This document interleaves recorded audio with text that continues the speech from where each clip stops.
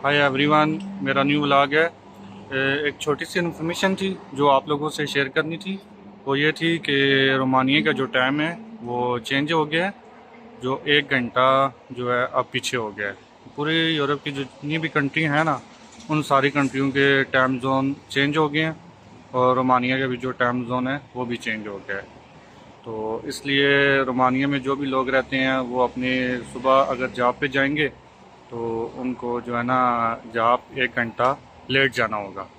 तो इसलिए आप सब भाई जो है ना अपनी अपनी जो क्लाक है उनको 1 घंटा पीछे कर लो। जिन भाइयों को भी रोमानिया के बारे में इंफॉर्मेशन चाहिए हो तो मेरा चैनल सब्सक्राइब करें और लाइक करें, और इंशाल्लाह मैं नए व्लॉग के साथ हाज़िर हूँ।